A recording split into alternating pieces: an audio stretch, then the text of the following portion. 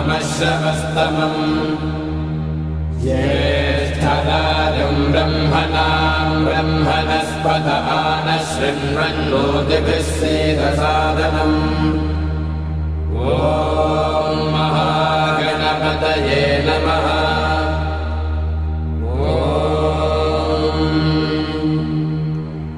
भद्रं कर्णेभिः शृणुयाम देवाः भद्रं पश्येमाक्षभिर्यजत्राः स्थिरैरङ्गैः सुष्ठुवागुंसस्तनूभिः विषेम देवहितैर्यदायुः स्वस्ति न इन्द्रो वृद्धश्रवाः स्वस्ति नः पूषा विश्ववेदाः स्वस्ति नस्ताक्षो अरिष्टनेमिः स्वस्ति नो बृहस्पतिर्दधातु। ॐ शान्तिः शान्तिः शान्तिः। अथ गणेशाथर्वशीर्षं व्याख्यास्यामः। ॐ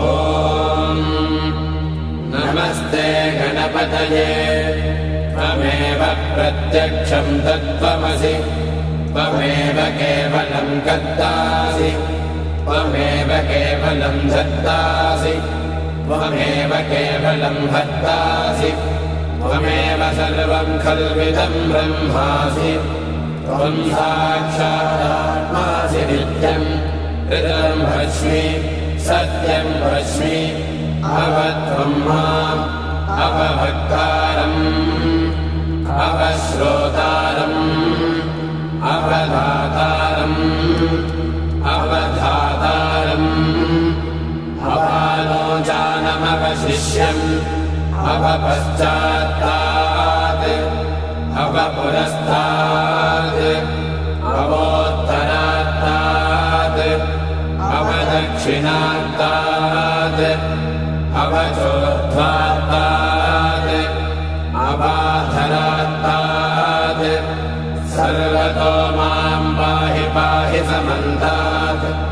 त्वं वाङ्मयस्त्वं चिन्मयः त्वमानन्दमयस्त्वं ब्रह्ममयः त्वं सच्चिदानन्दाद्वितीयोऽसि त्वं प्रत्यक्षं ब्रह्मासि त्वं ज्ञानमयो विज्ञानमयोऽसि सर्वं जगदिदं त्वत्तो जायते सर्वं जगदिदं त्वत्तस्तिष्ठति सर्वं जगदिदं त्वयि लयमेष्यति सर्वं जगदिदं त्वयि प्रत्येति त्वं भूमिरापो नलो निलो नभः त्वं चत्वारि वाक्पदानि त्वं गुणत्रयातीतः त्वमवस्थात्रयातीतः त्वं देहत्रयातीतः त्वं कालत्रयातीतः त्वं मूलाधारस्थितोऽसि नित्यं त्वं शक्तित्रयात्मकः त्वां योगिनो ध्यायन्ति नित्यं त्वं ब्रह्मा त्वं विष्णुस्त्वं रुद्रस्त्वमिन्द्रस्त्वमग्निस्त्वं वायुस्त्वं सूर्यस्त्वं चन्द्रः